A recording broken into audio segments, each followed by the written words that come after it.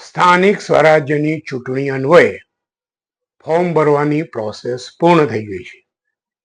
આજે આપણે વાત કરીશું ભરૂચ શહેરની.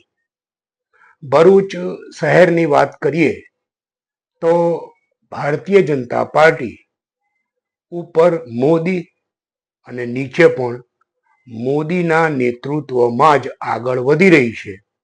પરંતુ ટિકિટની વાત કરીએ તો મોદી સમાજનો ખોળો નીકળી ગયો છે. નમો ભારત ન્યૂઝ. મિત્રો, ભરૂચ નગરપાલિકામાં 44 કોર્પોરેટરને ટિકિટ આપવાની હતી. ભૂતકાળની વાત કરીએ કે જ્યારે 42 નગરસેવકો હતા ત્યારે ભારતીય જનતા પાર્ટીમાંથી 6 જેટલા મોદી સમાજના નેતાઓ કોર્પોરેશનમાં ચૂંટણી લડતા અને જીતતા. અશોક માસ્તર, મંજુલાબેન કોરલવાલા, ગિરીશ મીઠાઈવાલા, પ્રફુલ્લાબેન દૂધવાલા, પદ્માબેન લોટવાલા અને શંકરલાલ ગાંધી. છેલ્લી 2-3 ચૂંટણીઓથી પરિસ્થિતિ એવી થઈ છે કે 6ના સ્થાને 4, 3 અને હવે 2 પર સ્થિતિ પહોંચી છે અને એ 2માં પણ બંને મહિલાઓને ટિકિટ આપી છે. ત્યારે સવાલ એ થાય છે કે એક પણ પુરુષ મોદી સમાજના નેતાને ટિકિટ નહીં આપીને ભારતીય જનતા પાર્ટી શું સાબિત કરવા માંગે છે? જિલ્લા પ્રમુખ તરીકે પ્રકાશ મોદી છે, ભરૂચના ધારાસભ્ય તરીકે રમેશભાઈ મિસ્ત્રી છે અને ટીમના બીજા બધા સભ્યો બધા જ ઓબીસી આગેવાનો હોવા છતાં જે ભારતીય જનતા પાર્ટી મોદીના નામે ચૂંટણી લડે છે અને જીતે છે એ મોદી સમાજનો ભરૂચમાંથી એકડો નીકળી ગયો એવું કહીએ તો ખોટું નથી.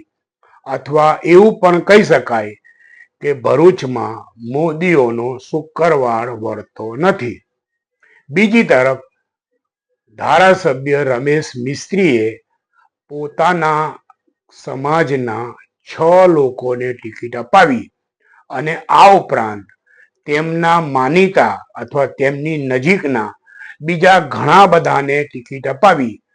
એક ચર્ચા શક્યતા એવી છે કે 44માંથી લગભગ 20 જેટલા ઉમેદવારો રમેશ મિસ્ત્રીની પસંદગીના આવ્યા.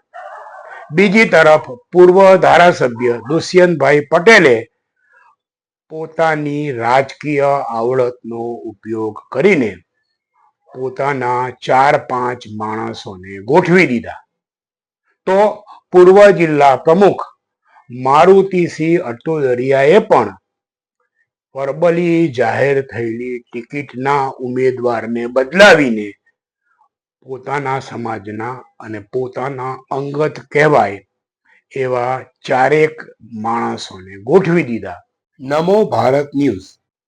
ત્યારે પ્રશ્ન એ થાય છે કે જો પૂર્વ ધારાસભ્ય, વર્તમાન ધારાસભ્ય અને પૂર્વ જિલ્લા પ્રમુખ સહિતના નેતાઓ પોતાના માણસોને ગોઠવી શકતા હોય તો મોદી સમાજના આગેવાનોએ આ દિશામાં કેમ ન વિચાર્યું? અથવા તો એક સમયે 6 જેટલી બેઠકો લડનાર અને જીતનાર અને ભરૂચ શહેર પર આજે પણ જેનો વસ્તીની દ્રષ્ટિએ દબદબો છે તેવા ઓબીસી સમાજ અંતર્ગત આવતા મોદી સમાજ સાથે આ પ્રકારનો અન્યાય કેમ કરવામાં આવ્યો? શું એવી સ્થિતિ છે કે મોદી સમાજ માટે કોઈ જ બોલનાર નથી? હવે ટિકિટો ડિક્લેર થઈ ગઈ છે એટલે તમારી પાસે કોઈ વિકલ્પ વધતો નથી એવું વિચારતા હોય તો માંડી વાળજો. કારણ ward number 3, ward number 4, ward number 5, ward number 6, ward number 7, ward number 8 અને વોર્ડ નંબર 11. આ 7 વોર્ડ એવા છે કે જેમાં ઘાંચી સમાજ જો વિફરે કે વિરુદ્ધમાં જાય તો ભારતીય જનતા પાર્ટી તેની બેઠક ગુમાવી શકે છે. હવે નિર્ણય સમાજે કરવાનો છે કે જે લોકો તમારી સાથે સતત અન્યાય કરી રહ્યા છે એમના પડખે રહેવું કે નરેન્દ્ર મોદીના નામ પર વારંવાર છેતરાતા રહીને એ જ પાર્ટીને મત આપવો જે પાર્ટી સતત તમારી ધરાર, ઉપેક્ષા અને અવગણના કરી રહી છે. નમો ભારત ન્યૂઝ, આપણા સમાચાર આપણી ભાષામાં.